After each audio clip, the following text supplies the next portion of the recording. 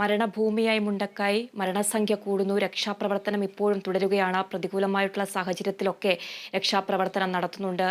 ആന്റണിയുണ്ട് വിവരങ്ങളുമായി. ആന്റണി, നാളെ മുഖ്യമന്ത്രിയുടെ അധ്യക്ഷതയിൽ സർവകക്ഷി യോഗം ചേരുന്നുണ്ട്. മുഖ്യമന്ത്രി നാളെ സംഭവസ്ഥലം സന്ദർശിക്കുന്നുണ്ട്. അത് സംബന്ധിച്ചുള്ള കൂടുതൽ വിവരങ്ങൾ എങ്ങനെയാണ്? തീർച്ചയായും നാളെ മുഖ്യമന്ത്രി പിണറായി വിജയൻ നേരിട്ട് അവിടേക്ക് എത്തും. നമുക്കറിയാം 9 മന്ത്രിമാരുടെ നേതൃത്വത്തിൽ ഇന്നലെ മുതൽ തന്നെ അവിടെ കാര്യങ്ങൾ ഈ രക്ഷാപ്രവർത്തനത്തിൻ്റെ ഏകോപനമൊക്കെ മന്ത്രിമാരുടെ ഒരു സംഘമാണ് അവിടെ ഏകോപിപ്പിക്കുന്നത്. അതിന് പിന്നാലെയാണ് മുഖ്യമന്ത്രി തന്നെ നേരിട്ടെത്തുന്നത്. നാളെ സർവകക്ഷി യോഗം ഈ രക്ഷാപ്രവർത്തനം എങ്ങനെയായിരിക്കണം, ഈ മരിച്ചവരുടെ മറ്റ് കാര്യങ്ങളടക്കം തീരുമാനിക്കേണ്ടതുണ്ട്. അത്തരം കാര്യങ്ങളിലൊക്കെ നാളെ ചർച്ചകൾ ഉണ്ടാകും എന്നുള്ളതാണ് ഏറ്റവും പ്രധാനപ്പെട്ട ഒരു കാര്യമെന്ന് പറയുന്നത്. ഈ യോഗത്തോട് സഹകരിക്കുമെന്ന് പ്രതിപക്ഷം അറിയിച്ചിട്ടുണ്ട്. ഞാൻ നേരത്തെ സൂചിപ്പിച്ചതുപോലെ തന്നെ ഇവിടെ ഒരു വ്യത്യാസവുമില്ല, അല്ലെങ്കിൽ ഒരു ഭിന്നിപ്പുകളോ അല്ലെങ്കിൽ ഒരു തർക്കങ്ങളോ ഒന്നുമില്ല. പകരം കേരളം ഒറ്റക്കെട്ടാണ് ഈ ദുരന്തത്തെ നേരിടാൻ.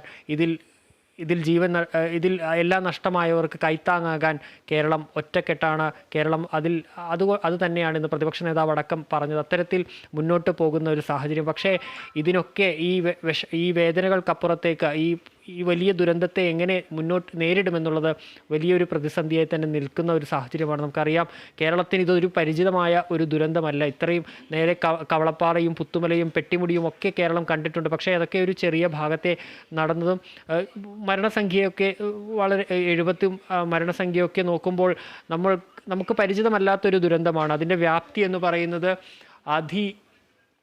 വളരെ വളരെ അപ്പുറത്തേക്ക് ആണ് എന്നുള്ളതാണ്. അതിനെ ഇനി എങ്ങനെ മറികടക്കും എന്നുള്ളതും ഒരു ചോദ്യമായി തന്നെ. സർവ്വവും നഷ്ടപ്പെട്ട മനുഷ്യരെ എന്തു പറഞ്ഞ് ആശ്വസിപ്പിക്കും എന്നുള്ളൊരു ചോദ്യമൊക്കെ ബാക്കിയായി നിൽക്കുന്നു. ഏതായാലും അതിനെയൊക്കെ അതിജീവിക്കാൻ എന്തായാലും അതിന് രക്ഷാപ്രവർത്തനം അവിടെ സജീവമായി തന്നെ തുടരുകയാണ്. അവിടെ തങ്ങൾക്ക് കഴിയുന്ന വിധത്തിൽ, കഴിയുന്ന തരത്തിൽ, എല്ലാ തരത്തിലുമുള്ള ശ്രമങ്ങളും ആ രക്ഷാപ്രവർത്തനത്തിൻ്റെ ഭാഗമായി അവിടെ നടക്കുന്നുണ്ട്.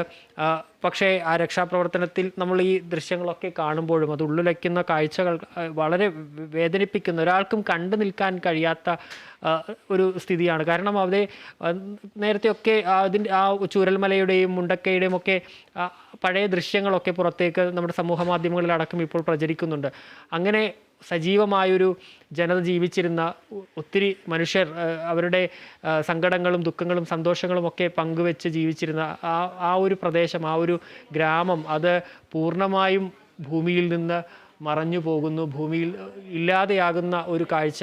ഒറ്റ രാത്രി കൊണ്ടൊന്ന് ഉറങ്ങാൻ കിടന്നവരാണ് എല്ലാവരും. ആ ഉറക്കം പാതി വഴിയിൽ നിൽക്കുമ്പോൾ അവരുടെ എല്ലാം നഷ്ടപ്പെടുന്ന അല്ലെങ്കിൽ ജീവൻ തന്നെ ഇല്ലാതെയാകുന്ന കുറേ മനുഷ്യർ ഈ ഭൂമുഖത്ത് തന്നെ ഇല്ലാതാകുന്ന വലിയ വേദനയുണ്ടാക്കുന്ന ഒരു ദുരന്തം. ഏതായാലും